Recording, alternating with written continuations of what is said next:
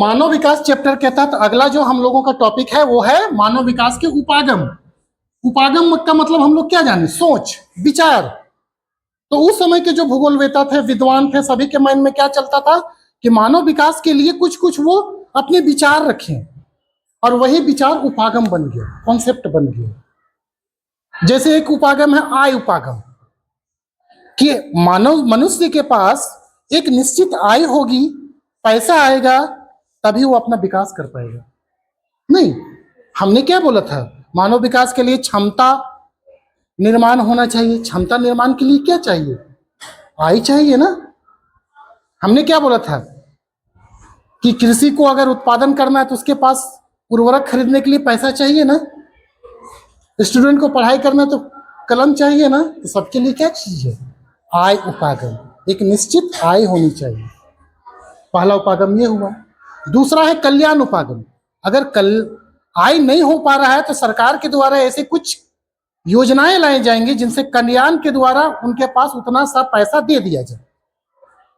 जैसे आप लोग को अभी मिलता है ना मैया योजना, और क्या मिलता है, सावित्रीबाई फुले समृद्धि योजना, किशोरी, ठीक है ना। ये सब क्या है, आपके पास एक निश्चित आय देने के लिए दिया गया है, ताकि आप क्या करें, आपका विकास हो। आपका क्या हो, विकास हो, आपकी उत्पादकता बढ़े। नहीं, तो ये चीजें हैं। अगला है आपका आधारभूत आवश्यकता उपागम, यानी कुछ बेसिक चीजों की आवश्यकता है लोगों को, वो हो जाएगा तभी उसका विकास होगा। और लास्ट है आपका क्षमता उपागम, यानी आपकी कैपेबिलिटी। अगर ये तीनों चीजें मिल गई तो आपकी कैपेबिलिटी, क्षमता का निर्माण ऑटोमेटिकली हो जाएगा। तो ये चार उपागम है, आय उपागम, कल्याण उपागम, आधारभूत आवश्यकता उपागम और चौथा क्षमता उपागम। तो एक एक करके हम लोग सारे उपागम को देखते हैं, ठीक है। तो देखिए, आय उपागम में हम लोग चीजों को जो समझे उसी को लिख लिए हैं।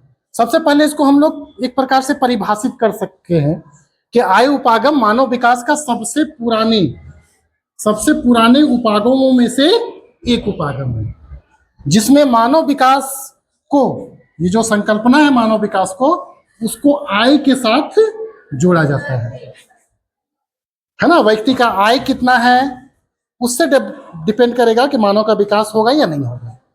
तो इस उपागम से क्या परिलक्षित होता है कि मानव विकास के लिए एक निश्चित आय की आवश्यकता होती है। अतः यह उपागम दिखाता है कि आय का स्तर ऊंचा होने पर, अगर आय का स्तर ऊंचा है व्यक्ति का, तो उसका विकास का स्तर भी ऊंचा होगा, ठीक है ना। विकास का स्तर भी ऊंचा होगा। अब बात आता है कि अगर क्या आय का स्तर नीचा है तो वो व्यक्ति विकास नहीं करेगा। उसके लिए अगला उपागम में वो व्यवस्था की गई है, और वो अगला उपागम क्या है, कल्याण उपागम। कल्याण उपागम में सरकार के द्वारा या प्रशासन के द्वारा जिसका आय नीचे है उसको विभिन्न योजनाओं के द्वारा, कल्याणकारी योजनाओं के द्वारा उसको कुछ सुविधाएं दे दी जाती है, ताकि उससे अपनी वो आवश्यकताएं पूरी करे और अपना विकास को क्या करे, तय करे, निश्चित करे, है ना। तो नेक्स्ट में हम लोग कल्याण उपागम को देखेंगे इसके सब्स्टिट्यूट के रूप में। जिसके पास आय नहीं है उसके लिए कल्याण उपागम है, उसके द्वारा वो अपना विकास कर सकता है। क्लियर। आज हम लोग स्टार्ट करते हैं कल्याण उपागम को, कि कल्याण उपागम आखिर होता क्या है और इसे क्यों लाया गया, इस उपागम की बात क्यों की गई लोगों के द्वारा, क्या कारण था इसके पीछे। वेलफेयर अप्रोच इंग्लिश में से बोलते हैं। तो कल्याण उपागम मानव विकास से संबंधित एक ऐसी कल्याणकारी उपागम है जिसके अंतर्गत मानव के विकास को सुनिश्चित किया जाता है, ठीक है, जिसके अंतर्गत मानव के विकास को सुनिश्चित किया जाता है। तो कल्याण उपागम मानव विकास का एक ऐसा उपागम है जिसके अंतर्गत निम्न आय स्तर वाले लोगों के विकास में बाधा न आए, इसलिए सरकार द्वारा कल्याणकारी योजनाओं को पूरा करके उन्हें एक सुनिश्चित आय प्रदान की जाती है जिससे उनका विकास सुनिश्चित हो सके। तो ये हो गई इसकी मूलभूत जो अवधारणा थी वही। कहने का तात्पर्य कि आय उपागम के तहत हम लोग देखे थे कि एक सुनिश्चित आय होना चाहिए मानव के विकास के लिए, लेकिन जिसका सुनिश्चित आय नहीं होगा क्या उसका विकास संभव नहीं है? तो उसी को सुनिश्चित करने के लिए कल्याणकारी योजनाओं के द्वारा सभी वर्गों के लोगों को कुछ ना कुछ आय एक सुनिश्चित प्रदान की गई जिससे वो अपना विकास सुनिश्चित कर सके। जैसे विद्यार्थियों के लिए छात्रवृत्ति स्कीम लाया गया, राज्य सरकारों के लिए तरह तरह के स्कीम लाए गए, ठीक है।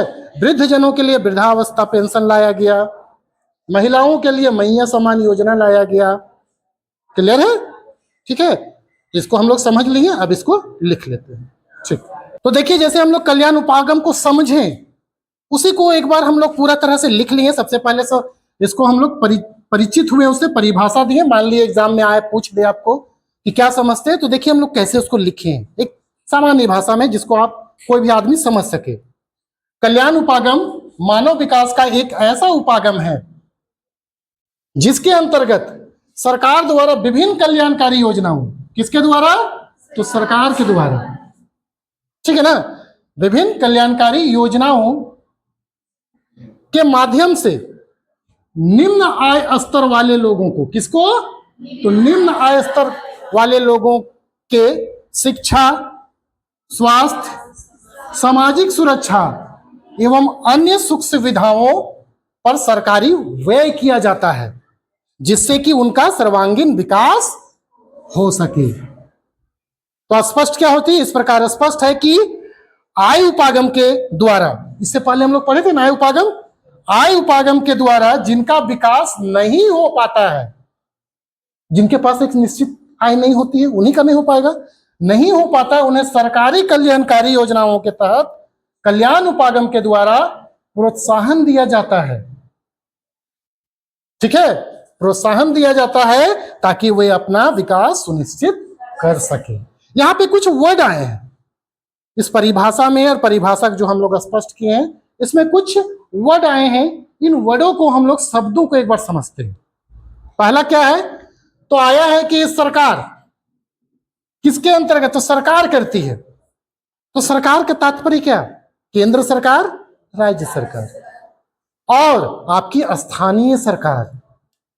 स्थानीय सरकार मतलब जो ग्रामीण क्षेत्र है तो वहां पंचायती राज व्यवस्था, जो नगरीय व्यवस्था नगर वाले हैं तो निगम, ठीक है ना, स्थानीय स्वशासन के द्वारा वहां पे क्या किया गया? नगर निगम है, ठीक है ना, उनके द्वारा कुछ कार्य किए जाते हैं, वो हो गया स्थानीय प्रशासन के सरकार।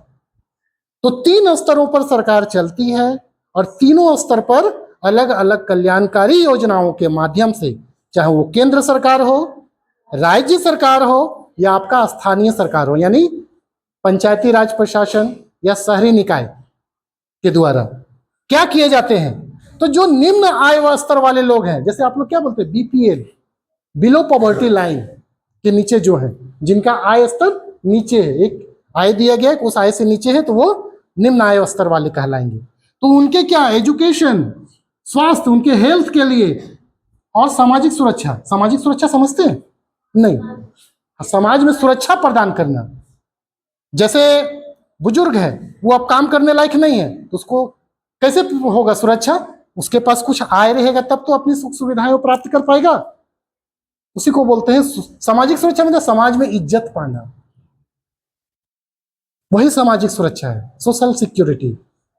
उसके पास पैसा रहेगा, आपने अपने मतलब अपना लिविंग स्टैंडर्ड को बना के रख पाएगा, निम्न अपनी कुछ आवश्यकताओं के अनुसार, तब क्या होगा? उसको सुरक्षा प्रदान होगी। जैसे वृद्धा पेंशन योजना मिलता है ना, विधवा पेंशन योजना मिलता है, फिर जो दिव्यांग है उनको कुछ स्पेशल मिलता है, समझ रहे चीजें? तो वो हो गया सामाजिक सुरक्षा। एवं अन्य सुख सुविधाओं पर सरकारी व्यय किया जाता है। तो आपको जो दिया जा रहा है वो सरकार के द्वारा, पैसा के द्वारा प्रदान किया जाए। जैसे साइकिल आपको मिल रही है, छात्रवृत्ति मिल रही है, कहां से मिल रही है? सरकार उसमें व्यय कर रही है। अच्छा, सरकार पास पैसा कहां से है? टैक्स। जो प्रत्यक्ष कर और अप्रत्यक्ष कर से उसे प्राप्त होती है पैसा, उसी को इन लोगों के पास पहुंचाया जाता है। टैक्स कौन देते हैं? जो एक आय से ऊपर वाले होते हैं, एक निश्चित आय से ऊपर वाले होते हैं तो वो टैक्स देते हैं, और उसी पैसा से जो निम्न आय वाले होते हैं उनको कल्याणकारी योजनाओं द्वारा कुछ व्यय प्रदान किया जाता है। छात्रवृत्ति दी जाती है, साइकिल दी जाती है, ड्रेस का पैसा दिया जाता है आपको, बुक वगैरह जो आपको फ्री में मिल रहा है, कॉपी मिल रहा है, सब कहाँ से? तो वही चीजें हैं। चीजें क्लियर हो गई? ठीक है ना? तब तो विकास कर पाएगा सारा चीजें। तो इस प्रकार हम लोग कल्याण उपागम को देख लेंगे। अब नेक्स्ट है हमारा क्या? आधारभूत आवश्यकता उपागम। तो उसको हम लोग देखते हैं। ठीक, तो आइए हम लोग समझते हैं आधारभूत आवश्यकता उपागम को।